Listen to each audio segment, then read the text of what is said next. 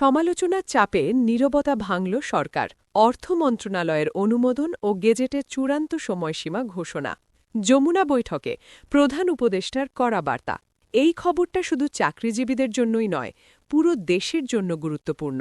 কারণ নবম pay scale বদল মানে বদলে যাবে অর্থনৈতিক বাস্তবতা।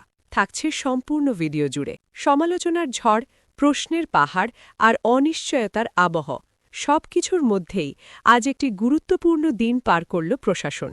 যমুনা অতিথি ভবনে অনুষ্ঠিত উচ্চ পর্যায়ের বৈঠকে অবশেষে মুখ খুললেন প্রধান উপদেষ্টা। দীর্ঘদিন ধরে যে প্রশ্নটি ঘুরপাক খাচ্ছিল, অর্থ মন্ত্রণালয়ের অনুমোদন কবে, গেজেট প্রকাশের চূড়ান্ত তারিখই বা কখন, সেই প্রশ্নের উত্তর আজ স্পষ্ট ভাষায় উঠে এসেছে। এই বৈঠক শুধু একটি প্রশাসনিক সভা ছিল না, এটি ছিল চলমান সমালোচনার জবাব দেওয়ার একটি কৌশলগত মুহূর্ত। বৈঠকের শুরুতেই প্রধান উপদেষ্টা স্বীকার করেন, পে স্কেল ইস্যুতে সরকার প্রবল চাপের মুখে রয়েছে। সামাজিক যোগাযোগ মাধ্যম থেকে শুরু করে মাঠ পর্যায়ের কর্মকর্তা কর্মচারী, এমনকি অবসরপ্রাপ্তদের মধ্যেও তৈরি হয়েছে হতাশা ও ক্ষোভ। তিনি বলেন, এই সমালোচনাকে আমরা উপেক্ষা করছি না, বরং প্রতিটি অভিযোগ, প্রতিটি দাবি গুরুত্ব দিয়ে বিবেচনা করা হচ্ছে। এই বক্তব্যের মধ্য দিয়েই স্পষ্ট ইঙ্গিত মেলে, সরকার এখন আর বিষয়টি দীর্ঘায়িত করতে চায় না। এরপর আলোচনায় আসে অর্থ মন্ত্রণালয়ের ভূমিকা। প্রধান উপদেষ্টা জানান, অর্থ মন্ত্রণালয়ের অনুমোদন প্রক্রিয়া এখন চূড়ান্ত ধাপে।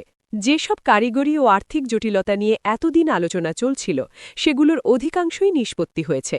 তিনি স্পষ্ট করে বলেন, অনুমোদনের ফাইল আর টেবিলে পড়ে থাকবে না, নির্ধারিত সময়ের মধ্যেই সিদ্ধান্ত হবে। এই একটি বাক্যই অনেকের জন্য স্বস্তির নিঃশ্বাস হয়ে আসে। সবচেয়ে গুরুত্বপূর্ণ অংশটি আসে গেজেট প্রকাশের তারিখ নিয়ে। এতদিন সম্ভাব্য তারিখ, গুঞ্জন আর অনুমানের ভিড়ে মানুষ বিভ্রান্ত ছিল।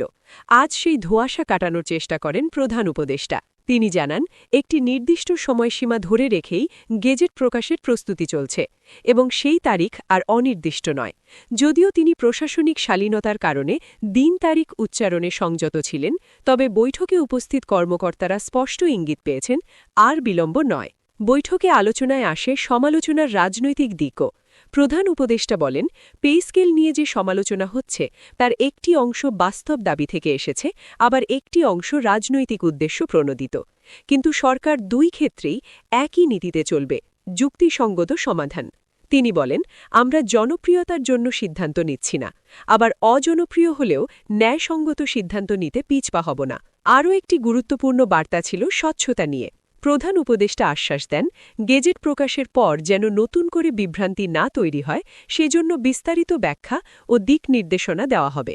গ্রেড, বেতন কাঠামো, ভাতা ও বাস্তবায়ন সময়সূচি সবকিছু ধাপে ধাপে স্পষ্ট করা হবে। এই বক্তব্যে বোঝা যায়, শুধু গেজেট প্রকাশ করেই দায় শেষ করতে চায় না সরকার। বৈঠকের শেষ দিকে তিনি কর্মকর্তাদের উদ্দেশ্যে কঠোর বার্তা দেন। বলেন, নির্ধারিত সময়সীমা অতিক্রম করলে দায়িত্ব এড়ানোর সুযোগ থাকবে না। প্রতিটি দফতরকে সমন্বয়ের মাধ্যমে কাজ করতে হবে।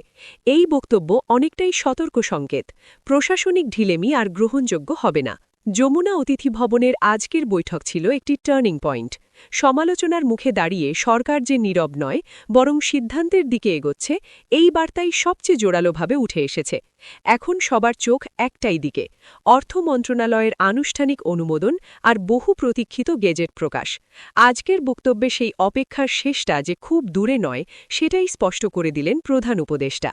এই পর্যায়ে এসে প্রধান উপদেষ্টা আরও একবার স্পষ্ট করেন, গেজেট প্রকাশ মানেই দায়িত্ব শেষ নয়, বরং সেখান থেকেই শুরু হবে আসল চ্যালেঞ্জ। তিনি বলেন, বাস্তবায়নের সময় কোনো স্তরে যেন বৈষম্য, ভুল ব্যাখ্যা বা আমলাতান্ত্রিক জটিলতা না তৈরি হয়, সেজন্য আলাদা মনিটরিং ব্যবস্থা রাখা হবে। মাঠ পর্যায় থেকে যদি কোনো অভিযোগ আসে, সেটিকে রাজনৈতিক চোখে নয়, প্রশাসনিক দায়িত্ব হিসাবে দেখা হবে। এই কথাটি তিনি বিশেষভাবে উল্লেখ করেন। বৈঠকে উপস্থিত কর্মকর্তাদের উদ্দেশ্যে তিনি আরেকটি গুরুত্বপূর্ণ বার্তা দেন। এটি কেবল একটি বেতন কাঠামোর বিষয় নয়, এটি লাখো পরিবারের জীবনযাত্রার সঙ্গে সরাসরি জড়িত। তাই সিদ্ধান্ত গ্রহণে যেমন দেরি করা যাবে না, তেমনি ভুল সিদ্ধান্তের ঝুঁকিও নেওয়া যাবে না।